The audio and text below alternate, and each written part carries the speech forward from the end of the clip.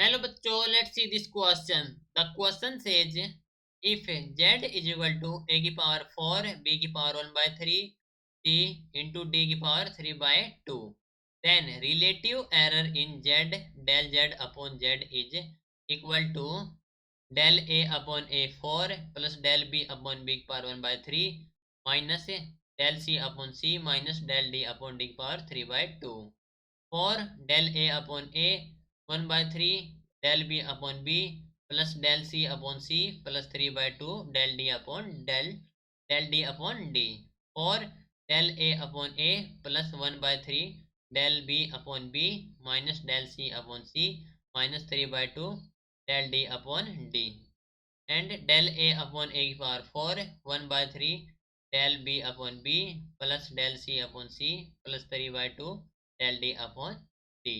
ठीक है, तो ये हमारे पास ऑप्शन दिए गए थे.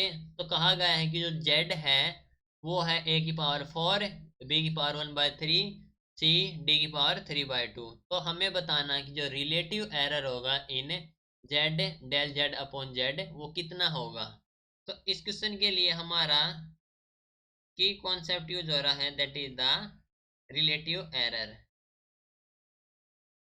Relative error. तो अकॉर्डिंग टू द क्वेश्चन में कहा गया है कि जो वैल्यू ऑफ z है वो एक्सप्रेस कर रखी है. Value of z express as जो z है वो है इक्वल टू द a की पावर और b की power 1 by 3 by c a की पावर 3 by 2. ठीक है, दैट मीन्स a की पावर 4 b की power 1 by 3 by c d की पावर 3 by 2. ठीक है, तो जो रिलेटिव एरर इन z हो जाएगा वो हो जाएगा सम ऑफ ऑल रिलेटिव एरर से. तो relative error in z is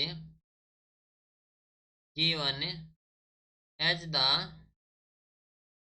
sum of all the relative errors.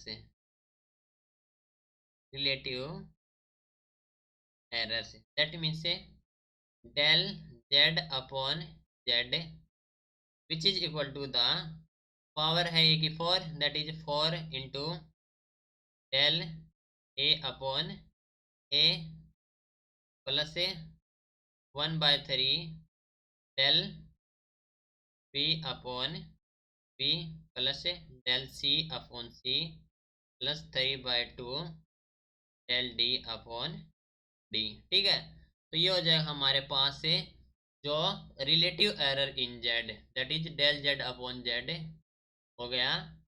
और del a upon a plus 1 by 3 del b upon b plus del c upon c plus 3 by 2 del d upon d. Okay, that means हम कह सकते हैं कि हमारा जो option है, option number B is the correct answer. ठीक है, तो हमारा ऑप्शन नंबर बी हो जाएगा final answer. Hope you understood it well. Best of luck.